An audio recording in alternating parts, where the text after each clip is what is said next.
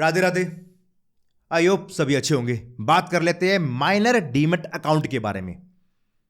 कैसे बनता है माइनर का डीमैट अकाउंट, क्या उसकी क्राइटेरिया है, क्या उसकी एलिजिबिलिटी है, क्या उसकी एज लिमिट होती है, कौन कौन से बैंक ऐसे हैं जहां पे हम माइनर के नाम पे आईपीओ अप्लाई कर सकते हैं, माइनर के अंदर बायबैक अप्लाई का प्रोसेस कैसे है, क्या माइनर अकाउंट के अंदर हम शेयर्स को बाय और सेल कर सकते हैं।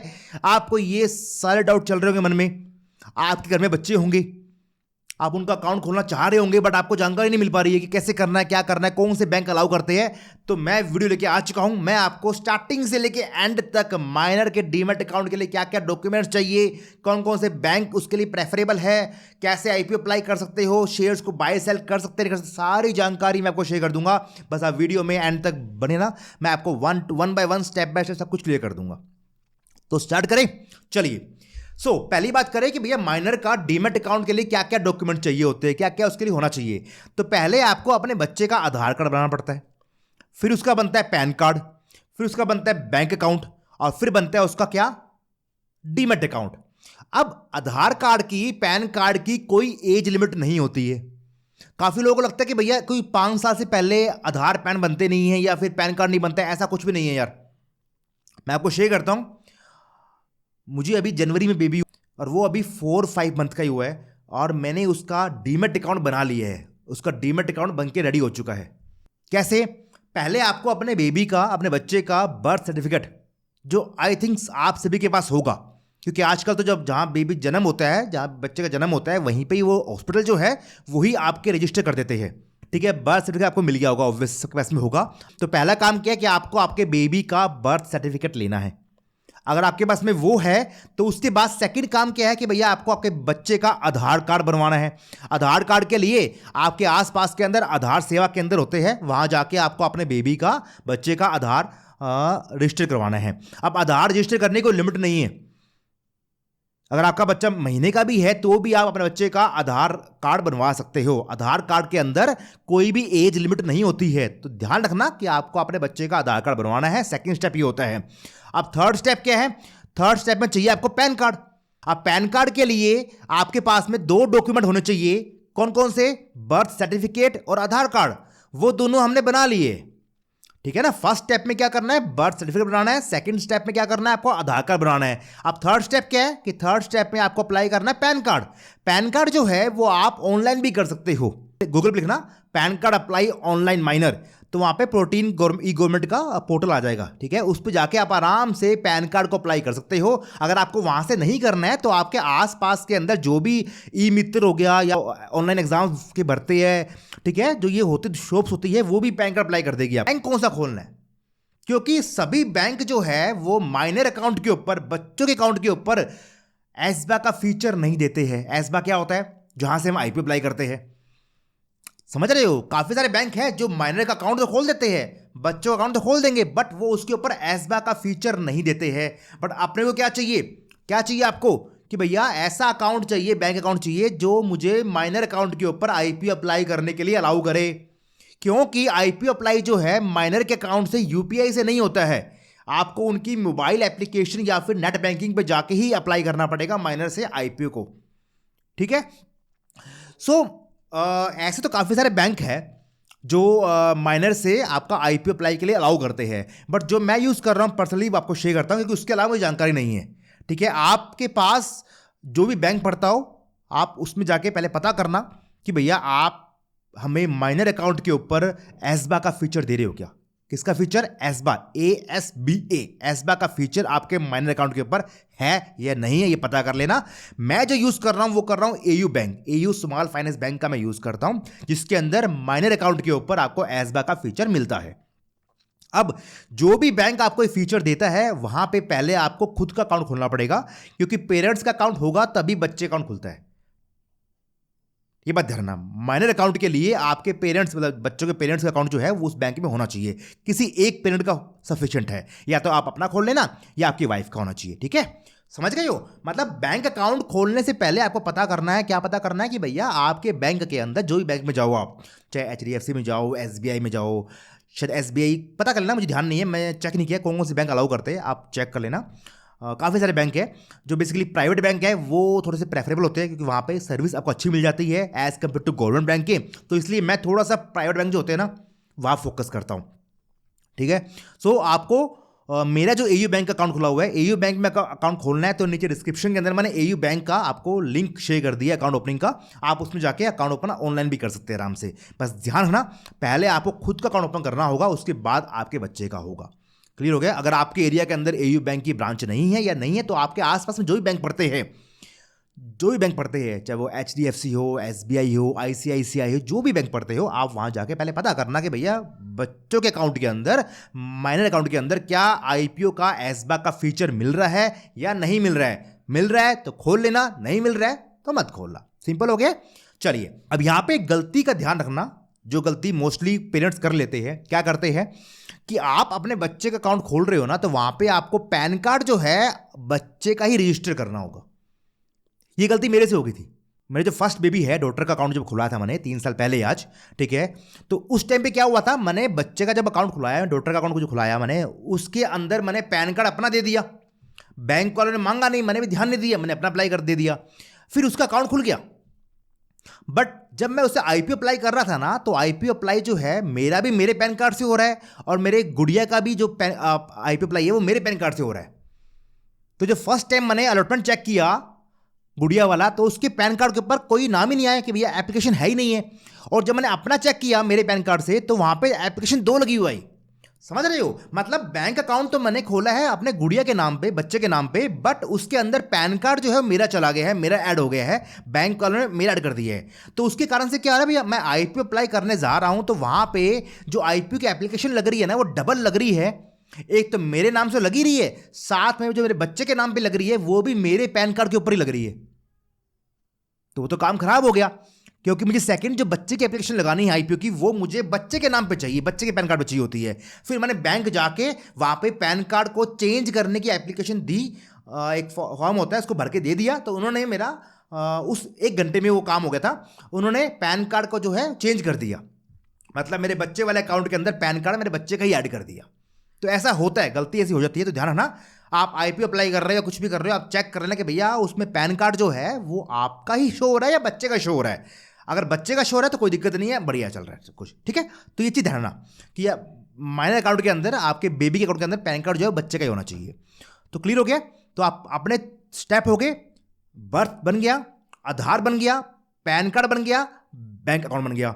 ध्यान रखना, बेबीज़ के आपके जो बनते हैं बैंक अकाउंट बनते हैं, वहाँ पे आपको नेट बैंकिंग और मोबाइल बैंकिंग ऑन करवाना होगा। क्यों? क्योंकि उसके अंदर आपको IPO अप्लाई जो है वो UPI से आप नहीं कर पाओगे, आपको नेट बैंकिंग से ही करना होगा, मोबाइल बैंकिंग से ही करना होगा।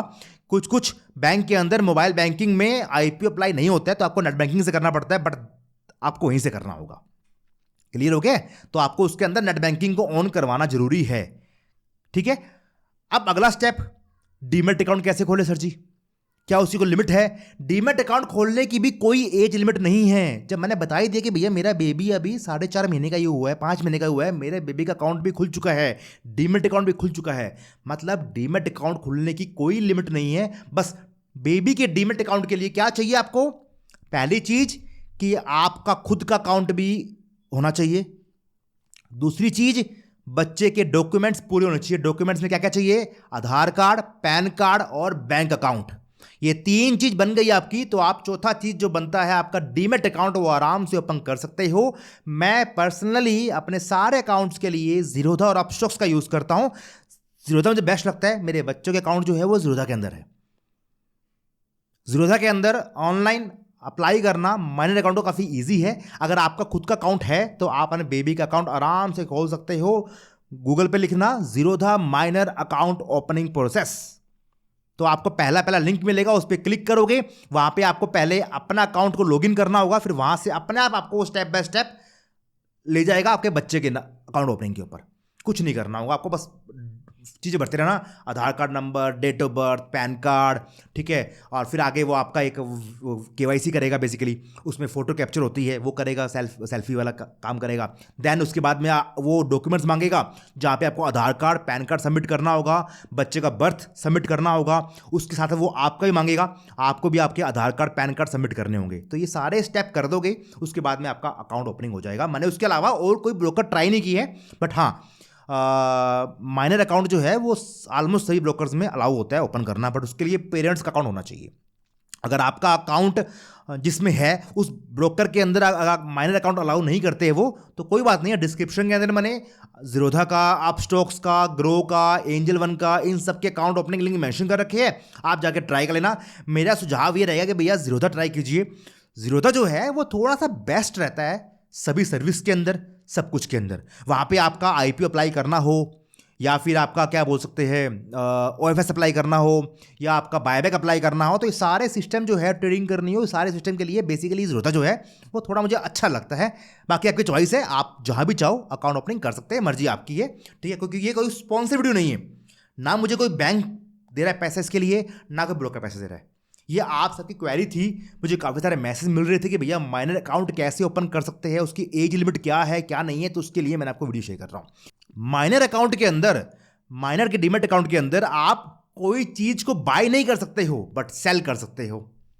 जी हाँ, काफी लोगों को गलतफहमी है कि भैया अगर माइनर अकाउंट के अंदर हमारा आईपीओ आ गया तो हमें उसे क्या 18 साल तक होल्ड करना पड़ेगा, हम उसको सेल नहीं कर पाएंगे, तो लॉन्ग टर्म होल्डिंग हो गई है। ऐसा नहीं है।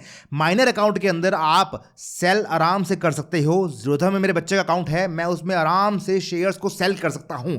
हाँ, मैं उसमें बाय नहीं कर सकता हूं। तो आईपीओ अप्लाई तो आपकी नेट बैंकिंग से होगा, अलॉटमेंट आया अगर आपको तो आपके डीमैट अकाउंट में शेयर तो अपने आप आ जाएंगे, आपको खाली सेल करना है। तो सेल करने के लिए आप आराम से माइनर अकाउंट से सेल कर सकते हो। माइनर अकाउंट के अंदर सेल करने पे कोई कंडीशन नहीं है, ठीक है। ये पॉइंट क्लियर हो गया। जीरोधा में कोई कंडीशन नहीं है, उसके अलावा और ब्रोकर में अलाउ है नहीं है, मुझे आइडिया नहीं है यार, ठीक है। जीरोधा के अंदर माइनर अकाउंट को आप उसमें शेयर्स को सेल कर सकते हो आराम से, कोई कंडीशन नहीं है। अब अगला क्वेश्चन कि अगर हमें बायबैक अप्लाई करना है तो उसके लिए हमें शेयर को बाय करना पड़ेगा माइनर अकाउंट के अंदर, तो वो कैसे करेंगे? तो बायबैक अगर अप्लाई करना है माइनर अकाउंट से तो आप उसके अंदर शेयर को बाय खुद नहीं कर सकते हो। क्या करना पड़ेगा? आपको पेरेंट्स के अकाउंट पे पहले शेयर बाय करने पड़ेंगे और फिर पेरेंट के अकाउंट से बच्चों के माइनर अकाउंट के अंदर शेयर्स को ट्रांसफर करना पड़ेगा। ये काम आप कर सकते हो। अब ट्रांसफर करने के लिए कैसे करें, वो भी नहीं आता अगर हमें। तो ट्रांसफर करने के लिए दो ऑप्शन होते हैं। एक तो होता है ब्रोकर टू ब्रोकर हो जाए। जीरोधा के अंदर तो आप अपने अकाउंट से बच्चों के अकाउंट में शेयर ट्रांसफर डायरेक्ट कर सकते हो। उन्होंने फीचर दे रखा है कि भैया आप डायरेक्ट ट्रांसफर कर सकते हो, किसी आपको और चीज़ की रिक्वायरमेंट नहीं है। बट अगर आपका अकाउंट जीरोधा में नहीं है तो क्या करोगे? तो उसके बाद में ऑप्शन होता है CDSL ईजीएस्ट से। CDSL से भी आप शेयर ट्रांसफर कर सकते हो। उसका वीडियो मैंने ऑलरेडी बना रखा है, step by step live process का। उस वीडियो का लिंक मैं डिस्क्रिप्शन में नीचे मेंशन कर रहा हूं, जाके चेक कर लेना। सो आइए, मैंने आपके डाउट सारे क्लियर कर दिए हैं कि आपको क्या क्या स्टेप फॉलो करना है। कोई भी एज लिमिट नहीं है किसी भी चीज़ के लिए। आपका बेबी चाहे 2 महीने का है, 3 महीने का है, 5 साल का है, 10 साल का, कितने का भी है, आप उसका bank account, demat account open कर सकते हो। क्लियर हो गया। मैं पर्सनली AU बैंक यूज़ करता हूं तो मैं उसका बोल पाऊंगा, उसके अलावा मुझे बैंक का आइडिया नहीं है, मैंने कभी यूज़ किया ही नहीं है, तो मैं कुछ बोल नहीं पाऊंगा। आपको चेक करना पड़ेगा। AU बैंक में खोलना हो तो डिस्क्रिप्शन में नीचे लिंक मेंशन कर दिया गया, जाके ज्वाइन कर लेना। और मैंने काफ़ी सारे demat account, free demat open link description में दे दी है, आप जाके ज्वाइन कर सकते हैं। आइए, आपको वीडियो पसंद आएगा, वीडियो अच्छा लगा होगा, वीडियो को लाइक और शेयर कर देना, ताकि आप जैसे जो भी पेरेंट्स हैं जिनको जानकारी नहीं है, उनको जानकारी कमी है कि भैया कैसे क्या क्या होता है, उनको जानकारी मिल जाए और वो अपने बच्चों के नाम पे अकाउंट ओपन कर सके, डीमैट अकाउंट ओपन कर सके, ताकि वो आगे IPO में पार्ट ले पाए, एप्लीकेशन को इंक्रीज कर पाए, बायबैक में भी एप्लीकेशन इंक्रीज कर पाए। क्योंकि ऑब्वियस सी बात है ना, जहाँ पे आप 2 अप्लाई कर रहे हो हस्बैंड वाइफ के नेम पे, बच्चों के नाम पे और अप्लाई कर पाओगे तो आपके नंबर ऑफ एप्लीकेशन बढ़ जाएगी, तो आपका पैसा बनने के चांसेस बढ़ जाएंगे। सिंपल सी बात है। IPO में, बायबैक में यही होता है, नंबर ऑफ एप्लीकेशन इंक्रीज होने से पैसा बनने के चांसेस ज़्यादा हो जाते हैं, अलॉटमेंट आना ईजी हो जाता है। तो इसलिए सभी पेरेंट्स जो है वो अकाउंट ओपन कर पाए, जानकारी ले पाए, ये सब जानकारी मिल जाए, इसलिए फटाफट से वीडियो को लाइक और शेयर कर देना। और आपको ऐसे इंपॉर्टेंट जानकारी आईपीओ के रिव्यू, आईपीओ की लिस्टिंग स्ट्रेटजी, बायबैक, ओएफएस सबकी टेक्निक स्ट्रेटजी मिलती रहे, उसके लिए फटाफट से चैनल को सब्सक्राइब और जो बेल आइकन है वो हिट कर लीजिए ताकि आपसे से कोई भी इंपॉर्टेंट वीडियो मिस नहीं होगी। टेलीग्राम पे, व्हाट्सएप पे न्यूज़ ग्रुप है जो कि बिल्कुल फ्री ऑफ कॉस्ट है, आप सभी के लिए बनाया गया है। अगर आप चाहो तो ज्वाइन कर सकते हो, नीचे डिस्क्रिप्शन के अंदर मैं उन ग्रुप्स का लिंक मेंशन कर रहा हूँ। टेलीग्राम का, व्हाट्सएप का फ्री ऑफ कॉस्ट है, न्यूज़ ग्रुप है, कोई चार्ज नहीं है। आपको डेली स्टॉक्स की न्यूज़, आईपीओ की न्यूज़ वहाँ मिलती रहती है। कैसा लगा आपको ये वीडियो? अच्छा लगा? कुछ जानकारी मिली? आप चाहो तो अपने विचार, कमेंट कुछ भी करना चाहो नीचे कमेंट कर सकते हो। कमेंट सेक्शन आपके लिए हमेशा ओपन है, मैं हर एक कमेंट को पढ़ता हूँ, रिप्लाई करने की कोशिश करता हूँ। अभी भी कोई डाउट बचा हो मन में आपके, कुछ पूछना हो, कुछ क्वेरी हो इस टॉपिक के रिगार्डिंग, तो आप नीचे कमेंट कर सकते हैं, कोई इशू नहीं है। आप नीचे कमेंट करिए, मैं आपके कमेंट्स को सोल्व करने की पूरी कोशिश करूंगा। हालांकि कुछ क्वेरी बची नहीं होगी, मैंने सब कुछ आपको क्लियर कर दिया, बट फिर भी कोई डाउट मन में है आपके, कुछ मैं बताना भूल गया हूं, कोई क्वेरी बची हो तो आप नीचे कमेंट कर देना, मैं आपके कमेंट्स को सोल्व करने की पूरी कोशिश करूंगा। यही आज का वीडियो, मिलते हैं आपसे अगली वीडियो में। तब तक अपना ख्याल रखिए, हंसते रहिए, मुस्कुराते रहिए, खुश रहिए। राधे राधे।